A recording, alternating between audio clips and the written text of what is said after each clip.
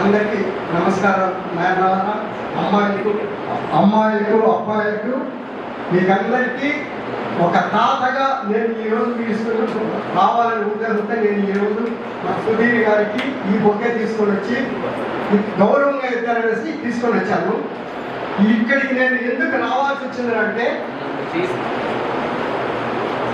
నిన్న మహతి ఆడిటోరియంలో మీ స్కూల్ తరఫున నేను ఎన్నో ప్రోగ్రామ్స్ వెళ్ళాను, కానీ మీ స్కూల్ తరఫున నాకు ఒక భగవద్గీత ప్రజెంటేషన్ చేసి ఇచ్చిన యుగంధర్ రెడ్డికి మిస్సెస్కి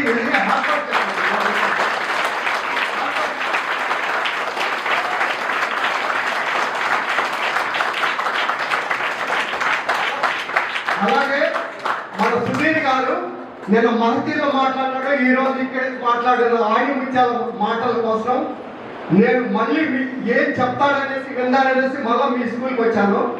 ఇతన్ని ఆదర్శంగా తీసుకొని ప్రతి స్టూడెంట్, ప్రతి విద్యార్థి, ప్రతి ఒక్కరూ ఇలాంటి స్థాయికి ఎదగాలని కోరుకుంటూ మిమ్మల్ని అందరినీ మనస్ఫూర్తిగా కోరుకుంటాము.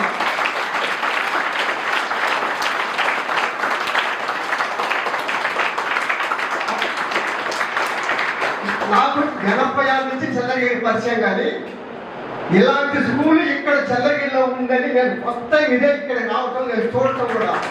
ఈ స్కూల్కి నిజంగా అక్షరధామం కాదు, మనందరికీ ఆపదలో ఆదుకునే స్కూలు, ప్రపంచ లెవెల్లో స్టూడెంట్ పంపించేసే స్కూల్గా ఎదగాలని కోరుకుంటూ ఈ స్కూల్కి మరీ నేను కోరుకుంటున్నాను. ఇంత స్కూల్ ఈ విధంగా ఉంది, నేను ఫస్ట్ టైం ఇదే చూడలేదు. నిజంగా మీకు చాలా ధన్యవాదాలు అండి. ఇంత స్కూల్ పెట్టుకొని నేను 2009 నుంచి ఇక్కడ చంద్రగిరిలో ఉన్నాను, కానీ ఫస్ట్ టైం నేను ఎన్నో స్కూల్ చూసినా కానీ ఇంత డీసెంట్, ఇంత పిల్లలకి. నిన్న మహతిలో ఒక పాప కౌరవుల పేరు కంటిన్యూగా చెప్పింది చూడు, మీకు ఎంత ఇది చేసినారనేది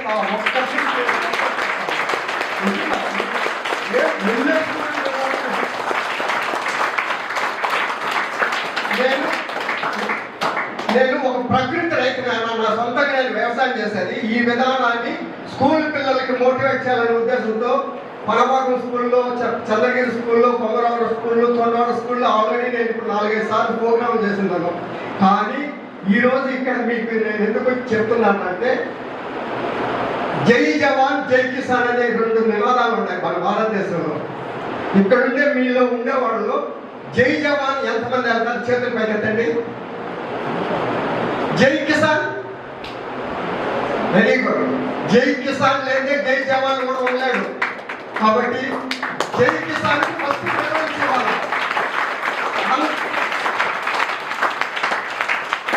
అంతరిక్షంలోకి వెళ్ళాలన్నా రైతు పండించిన పండు కాయో ఏదో ఒకటి తింటేనే అంతరిక్షంలోకి వెళ్ళగలుగుతాడు. కాబట్టి ఫస్ట్ జై కిసాన్ గుర్తుపెట్టుకొని మీరంతా మీ అమ్మ నాన్నకు తిరిగి పూర్వకాలం పద్ధతిలో వ్యవసాయం తీసుకురావాలనే ఆలోచనలో మీకు చెప్పాలని నేను ఇక్కడికి వచ్చాను.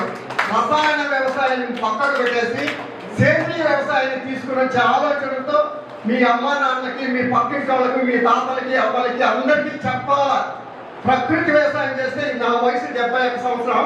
నేను 2017 నుంచి ప్రకృతి వ్యవసాయంతో తింటున్నాను. ఈరోజు నేను ఇంత హ్యాపీగా ఉండేదానికి కారణం అంటే సేంద్రీయ వ్యవసాయంతో చేసిన పంటలు తినడం వల్ల. నా దగ్గర ఇప్పుడు నేను కిచెన్ గాత్రంలో అన్నీ పెట్టుకున్నాను. 15 రోజులైన టమాటా చెట్టు ఇక్కడ చూడండి.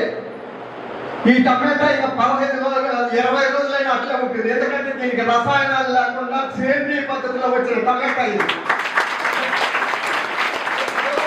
ఇలాగా మీరు కూడా భవిష్యత్తులో ఇప్పుడు మీరు జడ్జిసార్ అంతా వచ్చిన వాళ్ళు నాలాగా మీరు కూడా ఒక వినూతన ఆలోచనలతో దేశానికి ఒక మంచి వ్యక్తిగా వ్యవసాయాన్ని ఇంకా ముందుకు తీసుకొచ్చి వినూతన ఆలోచనలతో దేశానికి ఎంతో గర్వకారంగా మీ గురించి దేశానికి మంచి పేరు రావాలనే ఉద్దేశంతో ప్రతి ఒక్కరూ ముందుకెళ్ళాలని కోరుకుంటూ ఈ అవకాశం ఇచ్చిన అక్షరధామ స్కూల్కి, సుధీర్ గారికి చాలా సంతోషంగా ఉన్నాయి.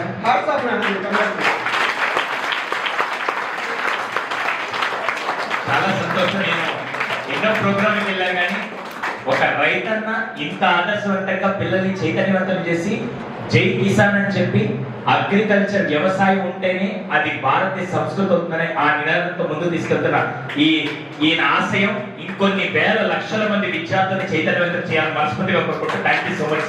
Thank you.